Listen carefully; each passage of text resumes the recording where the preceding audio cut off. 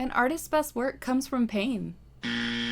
Today we're gonna have a little talk, you and I, specifically about certain phrases or ideas that I've heard swirling around the art community that I don't really vibe with, you know? And a lot of the time, these phrases are said with good intentions, but I think it's important to realize what we're actually saying to people. And just as a general disclaimer, all of this is filtered through my own opinions and experience. Some of these phrases that I bring up may not affect everyone in the same way. And I'm definitely not saying that you have to filter every little thing that you say to people. I'm just asking that you please consider how you would respond to some of these comments. Was the comment as helpful as you thought it was going to be? Did it encourage you to keep going or comfort you? You know, just basic human consideration.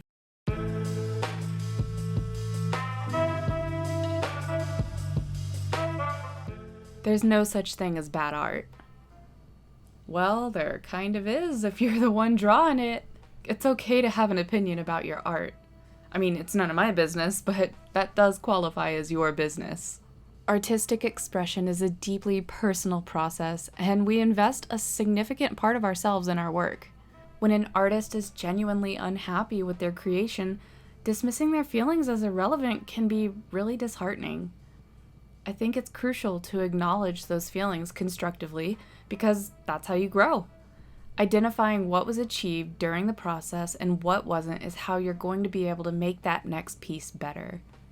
Acknowledging these areas of needed improvement doesn't make us any less of an artist. There is a fine line between unbiasedly critiquing your own work versus putting yourself down.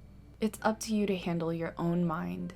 That's why mental health is so important in what we do, not just in how we treat others, but how we treat ourselves. You have to stand up to yourself, for yourself. That side of you is just an unwanted guest that you've been hospitable to way too long. It's time to ask them to leave. You do have value. You have worked hard, and you are improving. Recreation is the first thing to go when people have financial restraints. I mean, they're not wrong. Entertainment and art are typically the first things to go when people are budgeting because they're not seen as a necessity. But I would like to think that we're capable of changing that mindset. Of course, everyone should only participate in their own form of entertainment with the amount of funds that they're able to give. Please do not spend any money that you're not comfortable spending. That's not what I'm trying to say. I think I'm mainly speaking to the people who don't see creative jobs like painting or sculpting as a worthwhile occupation. But what we as artists, creators, film workers bring to the table is that breath of fresh air for the common person. A break from reality whenever you're feeling overwhelmed. Entertainment gives our life a little color. And a lot of people look at jobs like that as cushy or unsustainable, but they're so important, and we as creatives don't take our audience for granted. Most people in these industries take this very seriously and work incredibly long, hard hours to bring you that 30 seconds of joy, or that piece on your wall that just makes you feel moved. An artist's best work comes from pain. I find this stereotype troubling. While art can indeed be a channel for your emotions, it's not healthy to romanticize suffering. Associating great art with only pain can make an artist feel like they have to mentally endure anguish in order to create anything meaningful. And then whenever they're not going through a challenging time, it could make them feel like their work's inadequate somehow. Simply put, this phrase insinuates that mental suffering is a prerequisite for creativity, which is far from the truth. It ignores the fact that artists can produce exceptional work and be mentally well. On the flip side, whenever an artist goes through turmoil, this phrase may pressure them to feel like they now need to produce their best work, assuming that the pain will automatically lead to brilliance. But really, it's crucial for us to prioritize our mental health during these difficult times. This could look something like therapy, talking to friends, or just allowing yourself time to heal. Of course, if art has a place in your healing, then it's important to nurture that. I just don't want my friends feeling like now's my time to shine when they're in such a sad mental state. Wow, you're so talented. You mean well. You absolutely mean well. But that is not what I need to hear right now. Do you know what would make us feel so much better than just saying, you have so much talent? Saying something along the lines of, wow, you've worked so hard. Or, you're improving so quick, I love seeing your progress. Because the fact of the matter is, sheer talent can only get you part of the way. Focusing on innate talent can overshadow the importance of hard work, perseverance, and the learning process. It can make an artist feel like they're solely valued for their natural abilities rather than their dedication and growth. I don't want to hear that you think I'm just naturally gifted and barely had to work at this. I want you to acknowledge that I've dedicated a lot of my time in this craft. I can't change what I have a natural knack for and what I don't.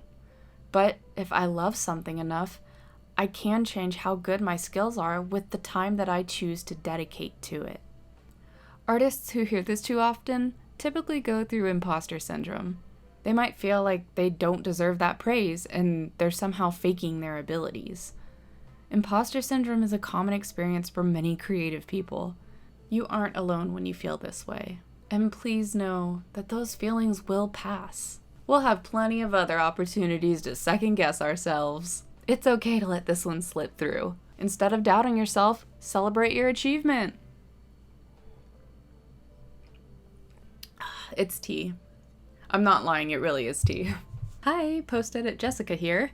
I'm going through this video, and I just wanted to drop in and say I apologize if any of this comes across as offensive or too sensitive maybe. I don't know. I'm really worried that people are going to take this the wrong way. And also, I'm kind of a people pleaser, so I just naturally worry about saying anything potentially controversial.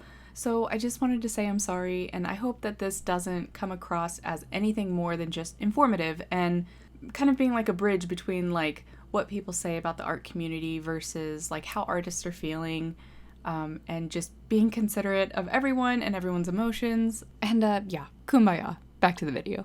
Artists shouldn't worry about making money. They should focus on their passion. This is it. This is the one. This is the one that I struggle with so much. Do you know how guilty I feel trying to somehow make art a way to make money? While passion is undoubtedly crucial, the belief that financial concerns should be secondary could really hurt not only the artist's mindset, but their wallet. I think it's reasonable to want a job that you genuinely enjoy, rather than one that you strictly go to for income purposes. No one wants to hate their job, especially when your career typically takes up a good percentage of your life. It's not all about money, sure, but every now and then it kinda has to be if we want to eat or have shelter. And I think we can agree that artistic passion alone cannot sustain an artist's career or livelihood. Financial stability is essential for a person's overall well-being, including their mental health. The constant struggle to make ends meet while pursuing your passion can create a lot of anxiety on its own. You might feel guilty for considering financial stability as a priority, but I assure you it does not diminish the authenticity of your art, and it's reasonable for you to want both. Art can be a passion and a profession. If you're looking for this to be more than a hobby, continue exploring avenues to monetize your art. And if you're just happy to create art as a hobby, whether it brings income or not, that's fine too. Everyone has their own definition of success, and maybe you're already living yours. Good on you. So, what are some of the things that you've heard recently? These are just the ones that I came up with, but I'm sure there's more to unpack out there somewhere. Don't let people get you down. I mean, I'm guilty of it, but that doesn't mean you have to be. Thanks for spending time with me today. I really appreciate you, and I hope you enjoy your next video. Bye!